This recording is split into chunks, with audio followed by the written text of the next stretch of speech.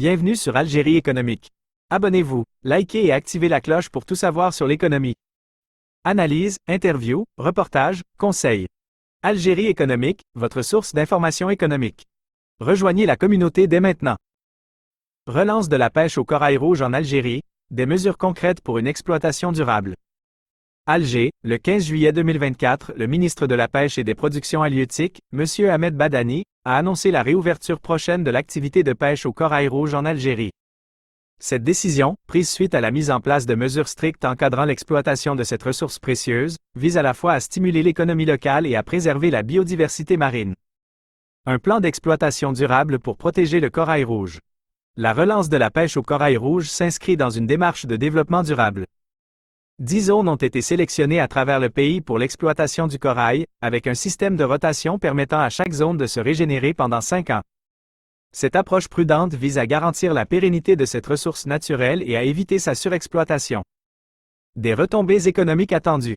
La pêche au corail rouge devrait générer des revenus importants pour l'économie algérienne, avec des recettes estimées à 160 millions de dinars par an. Cette activité permettra également de créer 400 emplois directs et 900 emplois indirects, contribuant ainsi à la lutte contre le chômage dans les régions côtières. Formation et qualification des acteurs du secteur. Le ministère de la Pêche a mis en place des programmes de formation pour les pêcheurs et les autres acteurs impliqués dans la filière du corail rouge. L'objectif est de leur transmettre les connaissances et les techniques nécessaires à une exploitation durable et responsable de cette ressource. Coopération internationale pour la préservation du thon rouge. Dans le cadre de ses efforts pour la préservation des ressources marines, l'Algérie a participé pour la première fois à l'opération internationale conjointe d'inspection du thon rouge en Méditerranée. Cette implication traduit l'engagement du pays à respecter les normes internationales en matière de pêche durable. Succès de la formation en aquaculture. Plus de 4400 agriculteurs ont été formés en aquaculture intégrée au cours de l'année scolaire 2023 à 2024, soit une augmentation de 55% par rapport à l'année précédente.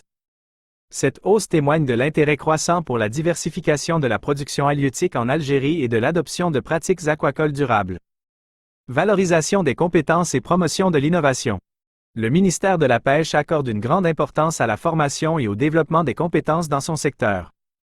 Un programme de formation des formateurs en entrepreneuriat et innovation a été lancé, et un incubateur de projets innovants a été mis en place pour encourager l'émergence de nouvelles idées et de nouveaux produits dans le domaine de la pêche et de l'aquaculture. Hommage aux acteurs du secteur. Le ministre a tenu à rendre hommage aux enseignants, au personnel administratif et pédagogique, ainsi qu'aux diplômés, aux cadres et aux retraités du secteur pour leur dévouement et leur contribution au développement de la pêche et de l'aquaculture en Algérie. En résumé, la relance de la pêche au corail rouge en Algérie s'inscrit dans une stratégie globale de développement durable du secteur de la pêche et de l'aquaculture. Les mesures prises par le ministère visent à la fois à préserver les ressources marines, à stimuler l'économie locale et à créer des emplois.